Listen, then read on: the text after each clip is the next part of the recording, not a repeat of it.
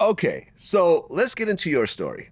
Now, you're an adult film star, Right, and you worked for an agency called Cowboys for Angels. right, yeah. Now, what happened around 2016? 2016, I just moved to Miami from Atlanta, and that's when I got the call for a celebrity client to meet at the one hotel on South Beach, and that ended up being Diddy.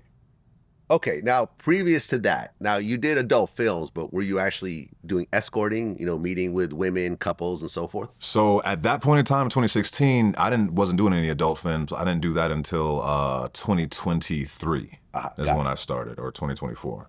So to that point, it was just I had a job as a market development manager for a small startup company, and then I ended up getting into the escorting business just by way of modeling. Somebody hit me up off Model Mayhem. It looked like spam. First name Garen, last name Teed. Pitched this idea of being a gigolo. Had no idea what that was, other than Deuce Bigelow, male gigolo. So, but ended up getting into that, and it was just dates. Go on a date with this older lady and just tell her she's attractive and this is a great time and compliment her, and that's all it was. I had one point where I went on a date with a lady and she had heart palpitations. Had to take her to these are all old. Damn. These are how old these women are, right? Like, So what was for the the most oldest part, woman that you went on a date with? 73. 73. Yeah. Did you guys consummate that? We did not. No, Okay. I'm not a miracle worker. I can't make the dead rise or this. So I was just like, we're gonna eat this, we're gonna eat this Italian food, and that's gonna be it. Okay. But that's how it was. The whole thing was described to me. It was like, this isn't sexual, for sexual contact for monetary gratification. Right. This was just going to be dates and stuff like that. So, and that's really what it was up until this point in time. Okay, so you're working for Cowboys for Angels, and you get a call that there's a celebrity client, and they don't tell you who it is yet. No, they don't tell me who it is. All they told me was it was a celebrity client, last name Lopez. And then they went on, as I'm on the way to the hotel, they're like, yeah, so just ask for Mr. Lopez. And in my head, I'm like, this is a straight male escort agency. So I'm trying to figure out how does this work into the situation? I'm like, they knew that wasn't my thing. So I'm thinking in my head, like George Lopez or Jennifer Lopez. It could be like, I'm thinking any Lopez celebrity name. Mm-hmm. So then I get to the hotel, and the front desk clerk walks me upstairs. I said, I'm there for Mr. Lopez. Get up there, it's like Latin music playing in the hallway. So I'm really thinking this is a Hispanic person, celebrity, still trying to rack my brain to figure out who it is. And door opens up, and Diddy's just standing there in like a black wife beater and some shorts. And he's like, what's up, man? I'm like, oh. First thought was like, oh, it's Diddy. Like, and then I was like, oh no, it's Diddy. Because at this point in time, people still, Yeah. those accusations were Gay out there. rumors So and I'm like, everything, yeah. I had to double take that for a second. But it was chill. Like, walked right in, and it was pretty easy. Got in there, it looked like an episode of Cribs. It was nothing but Ciroc from like bottom to top of the shelf in the refrigerator, drinking Ciroc, sitting, chilling. He offered me a joint, we smoking. He seemed like he was very, very cool guy. He just got off of some knee surgery and was doing some type of commercial about his recovery at that point in time. So all in all, when this very beginning, it was more so very chill, just kind of hanging out, smoking, chilling. Not until like a couple hours into that did he tell me like, oh, what were you doing tonight? And you're about to have the best Valentine's Day of your life. And then Cassie walks out. Okay, so Cassie comes in red lingerie, Mm-hmm. and you knew who she was right away. Immediately, I'm a year younger than her, so I grew up with the Me and You song and stuff. I'm like, okay, this is crazy. I don't believe that I'm really here right now, but let's see where this goes. So, Okay, so then the two of you started to talk. yeah, we started talking. He left the room for a second, and mind you, when I got in there, I didn't really know what was gonna happen, but I just noticed like there's a lot of towels, white towels on all the couches and the furniture and stuff. There's a red light over in the side. They're playing like, some very vibey music. And there's like a ton of baby oil, like scattered about everywhere, like more than any one man should have, and especially in a hotel room, right?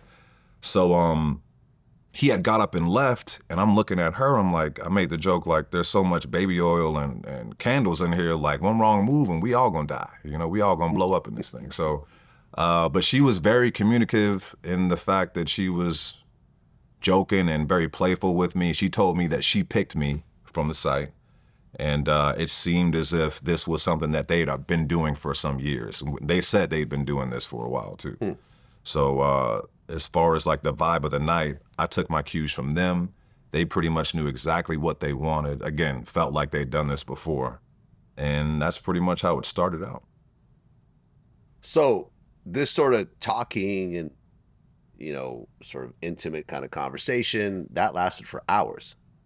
Yeah, I mean, I was initially supposed to be over there for about 4 or 5 hours. I got paid as soon as I got there. And I'm thinking, again, up to this point, a lot of what I'd been doing was just hanging out. And at that point, yeah, it was 4 or 5 hours into it. I thinking I'm about to go home, and then all of a sudden he was like, "All right, we're gonna turn this thing up a little bit." The music changed.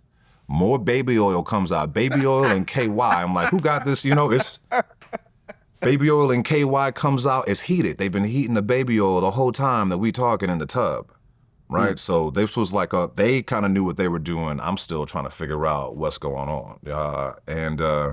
Yeah, that's when it kind of started off. He was more so wanting us to just talk to each other. His whole thing is like being very verbal. So he was in the kitchen in the dark with a bottle of Ciroc. And we're sitting on the couch, and he was like, "What do you like about him? You picked him from the site. What made you pick him from the site? What do you like about her?" He was more so, he wanted us to talk and act like he was not there at all. So that's kind of how it progressed. But it was a very long progression over the course of hours and hours. Right, because at one point he said, "It's the love hour." Right, and that's when when the love hour happened and he became Brother Love, then it was like a totally different, the vibe changed. It was more so like the music switched up. He was asking, did he want to refresh drinks and stuff, like a cool host almost, but you can kind of tell like they had some type of formula of where they wanted the night to go. So I was just along for the ride, honestly. Okay, so you guys start with sexual contact in the beginning, and that actually leads up to penetration at the end? Yeah, it was more so just physical touch. So there was lots of baby oil around, as I said before, and he was like, "Okay, why don't you put some baby oil on her?" And then she was like, he asked her, "Do you want you to put some baby oil on him?" So it was more so that talking, caressing, stuff like that for hours, like for an ungodly long amount of time. And at a certain point, she would start to kind of like come towards me to kind of like move things along. And he would be like, "No, no, no, go back. You just tell him you're moving too fast." So he never was telling anybody what he wanted them to do. He never gave demands to say, touch him, do this. He would say, "What do you want to do? Do you want to do this? Do you like that about him?" It was all about the verbal cues for him. Okay, so at the end, you guys actually engage in intercourse. Yeah, at the end, about like hour 8 or 9 or something like that. It was insane. At the end of the intercourse, though, something specific happens. Right, so he wanted me to finish on climax on her. So, and this was something that she said that she was ready for as well. Again, we've been there for a couple hours. It was a weird thing because at this point in time, I'd never had like another male in the room like that. So when he was like, "Finish," you got to finish manually. So it was a task. Like, I feel like this arm was significantly bigger than this arm by the time I left, because I'm just like, this is weird. He's literally off to the side, drinking Ciroc, talking about, "Get it, King.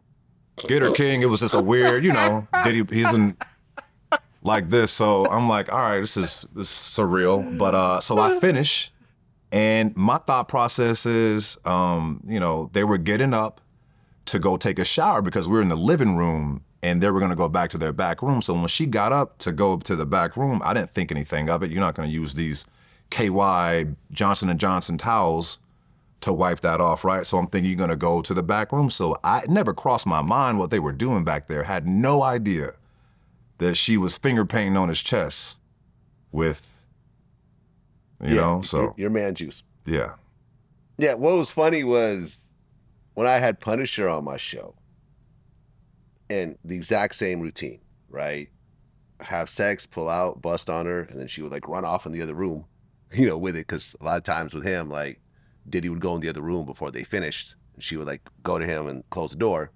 And he said when he watched the trial and when she said that, that she would take the cum and rub it on his chest, he was actually relieved because he thought that Diddy was eating it. I don't know if I'd be relieved. I'm probably equally as terrified from both of those things, right? I'm like, there's no way this is a good scenario. It's all But bad, I no mean, matter how you do damn, it's a lot. I found out just like he did during the court process, and I'm reading this transcript with my girlfriend, and she's like, he did what? So it was like we were all blindsided by that. I never got that vibe from him, that this was something that he was. To me, it was just he's all about the visual. He wants to watch. I didn't know they were engaging and stuff in the back room. When they would leave, he would be like, all right, bro, you can go ahead and order room service and smoke. And, if you want to leave, you can leave, or I'll come back out and we'll hang out for a second and then maybe we'll do another one. But, this is like 8 or 9 hours in. I'm not trying to do nothing else. So more times than not, it would just be wrapped up after that.